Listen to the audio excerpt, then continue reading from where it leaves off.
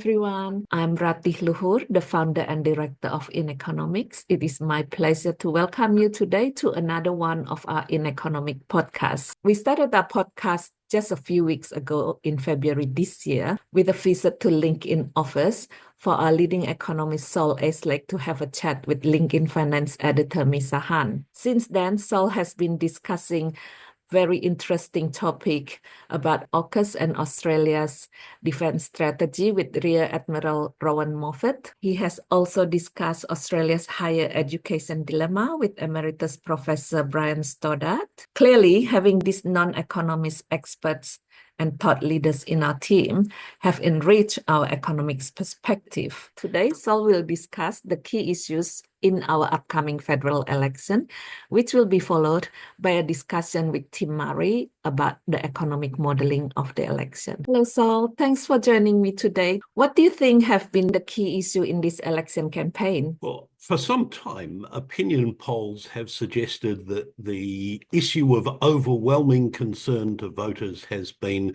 the cost of living.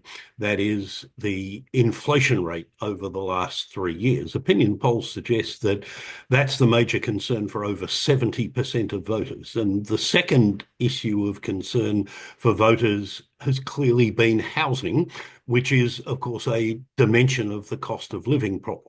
And then other things like economic management, immigration, healthcare, climate change, crime fade away by comparison with those two. So both sides of politics have sought to address voters' cost of living concerns through things like, on the government side, offering rebates for electricity bills, and in the most recent budget, a cut in the bottom rate of income tax of 1%.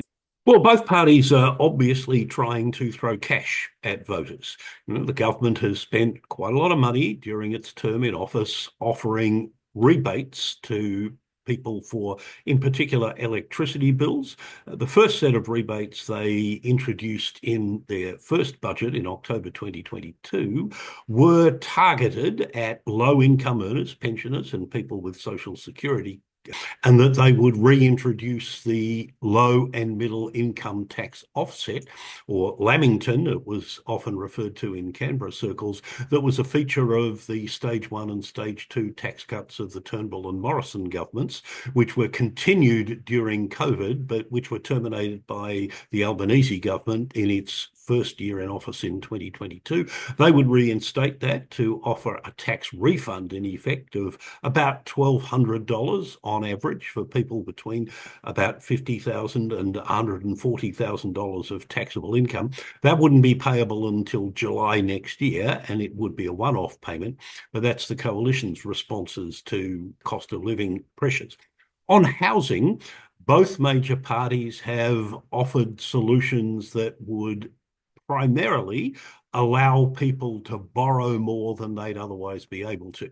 The government's proposal is, in effect, to assume the risks for lenders lending to people who haven't been able to accumulate a 20% deposit by, in effect, guaranteeing anything between 5% and the normal 20%, thus relieving borrowers who aren't able to save up a 20% deposit of the need to pay lenders' mortgage insurance, which is in effect a higher interest rate than would apply to people who can accumulate a 20% deposit. The coalition has two policies. One, allowing people to withdraw up to 40% of their accumulated superannuation savings, subject to a cap of $50,000 or $100,000 for couples, and use that towards the purchase of housing. It would give them a bigger deposit and, in theory, at least allow them to borrow more. Secondly, they're saying that first home buyers who purchase a new dwelling would be able to deduct the interest payments on the mortgage that they take out to buy a new dwelling for the first 5 years of that mortgage, within fairly broad income limits that only really exclude those in the top tax bracket. And in addition, both parties are attempting to do something they say will boost supply. The government is saying that they will put down a total of $10 billion over 8 years to build more houses, particularly on vacant or underutilised government-owned land, for sale exclusively to first-home buyers. They say they'll build 100,000 new homes for that.